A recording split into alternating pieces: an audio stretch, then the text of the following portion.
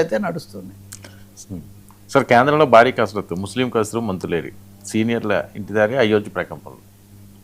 అంటే రెండోది ఒకటి, ఇప్పుడు కురియన్ అని కేరళకు చెందిన మంత్రి ఉన్నాడు, ఆయన మైనారిటీ వ్యవహారాల సహాయ మంత్రి, క్రైస్తవుడు, ఒకే ఒక క్రైస్తవుడు మోదీ ప్రభుత్వంలో. ఆయన్ను నిన్నటితో ఆయన పదవీ కాలం రాజ్యసభ సభ్యత్వం ముగిసింది, ఆయన మళ్ళీ రీనామినేట్ చేయలేదు. మీకు తెలుసు కదా, కేరళ ఎన్నికలు కూడా అయిపోయినాయి. సో ఆయన ఇంటి దారి పట్టించారు. ఒక్క ముస్లిం మంత్రి, ఒక్క క్రైస్తవ మంత్రి మాత్రమే ఉండేవాళ్ళు మోదీ మంత్రివర్గంలో.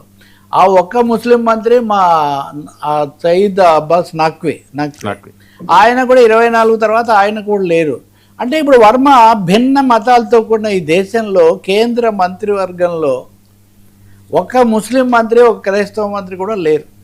ఇదొక కఠోర సత్యం, ఎవరు ఒప్పుకున్నా ఒప్పుకోకపోయినా. సిక్కు మంత్రి మటుకు బిట్టు అని ఒక ఆయన ఉన్నాడు, ఇంకొక ఆయన కూడా, ఇంకొక బౌద్ధ మంత్రి ఒక ఆయన ఉన్నాడు, బుద్ధిస్ట్ మంత్రి.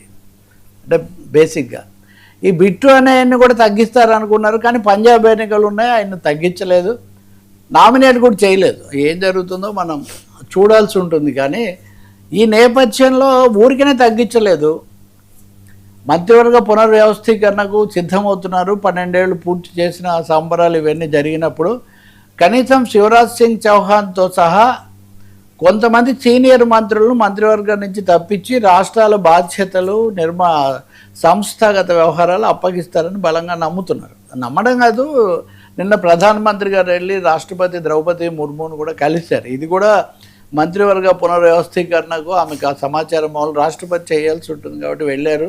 తెలంగాణకు చెందిన ఒక మంత్రి కూడా ఈ క్రమంలో తప్పించబడవచ్చు అనేటటువంటి ఇది కూడా బలంగా ఉంది. ఏపీకి సంబంధించి తెలుగుదేశానికే ఇంకోటి ఇస్తారని ఒక కథ, జనసేన కోసం అన్నారు, కానీ జనసేన ముచ్చట ఇప్పుడేమీ కనిపించటం లేదు. కానీ భారీ మంత్రివర్గ కసరత్తు జరిగినప్పుడు అప్పుడైనా సరే మైనార్టీలకు భాగస్వామ్యం కల్పిస్తారా లేదా, లేకపోతే ఏం జరుగుతుంది? ఎందుకంటే అందరూ ఇంక్లూజివ్ అనుకుంటూ, మనం ఇంక్లూజివ్ అప్రోచ్ లేకపోతే మంత్రివర్గంలో అది కుదిరే కథ కాదు కదా. కాబట్టి ఈరోజు ఒక పత్రికలో వ్యాసం రాశారు, ప్రముఖ వ్యాసమే, తెలుగు పత్రికలో. అసలు బీజేపీని ఎదుర్కొనే భావజాలం ఏది, మోదీని ఎదుర్కొనేదని ఎవరో అన్నారు. ఏం భావజాలం? ఇప్పుడు ఇదంతా హిందుత్వ వాళ్ళు, తృణమూల్ కాంగ్రెస్ వాళ్ళు కలిశారన్నా, శివసేన కలిసిందన్నా, వీటన్నిటికీ ఏమైనా భావజాలంతో కలిసారా వాళ్ళు?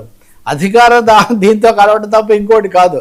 కానీ దీనికోసం ఏమంటే ఈ భావజాలం అంత ఉత్సాహపరచట్లే. ఇప్పుడు ముఖ్యంగా అయోధ్య రాముడికి 5,000 కోట్లు గల్లంత సిట్ వేయాల్సిన పరిస్థితి రావడం ఒకటైతే, మధ్యప్రదేశ్ ముఖ్యమంత్రి యాదవ్ ఆయన సురేష్ యాదవ్ సంథింగ్, ఆయన కుటుంబం మొత్తము ఉజ్జయిని నగర విస్తరణ ప్రణాళికలో భారీగా 130 ఎకరాల భూములు ముందే కొన్నారు.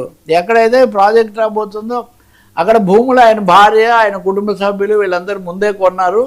దీని మీద విచారణ జరపాలని చెప్పి మధ్యప్రదేశ్లో ఒక భారీ, గతంలో కూడా చాలా వచ్చాయి, అవేవో మాఫీ అయ్యాయి. కానీ ఈ సమయంలో ఇవన్నీ వరుసగా రావటం మటుకు కొంత కుంభకోణాలు, ఆరోపణలు అన్నవి ప్రభుత్వానికి ఒక ఇబ్బందికరంగా ఉంది.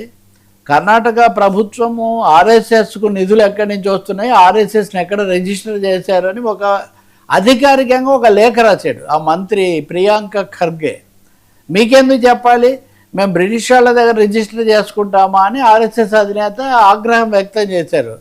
కానీ ఈరోజే కేంద్ర ప్రభుత్వం విదేశాల నుంచి నిధులు స్వీకరించే ఎన్జిఓలకు సంబంధించి నియమ నిబంధనలు జారీ చేసింది. మరి విదేశాల నుంచి నిధులు జారీ చేసే, ఒకప్పుడు ప్రధానమంత్రి గారు మాట్లాడుతూ RSS is the biggest voluntary organisation in the country అని ఆయన ప్రకటించున్నారు. మరి విదేశీ నిధులు అన్నవి అక్కడ ఆంక్షలు పెట్టినప్పుడు ఇక్కడ కూడా పారదర్శకంగా అన్నీ చెప్పాలి కదా. సో ఈ లీగల్ ప్రశ్నలన్నిటికీ కూడా కొంత ఈ భావజాలం అనండి, కేంద్రం అనండి, కొంత కసరత్తులు తంటాలు పడుతున్న ఒక పరిస్థితి కనిపిస్తుంది. Sir Trump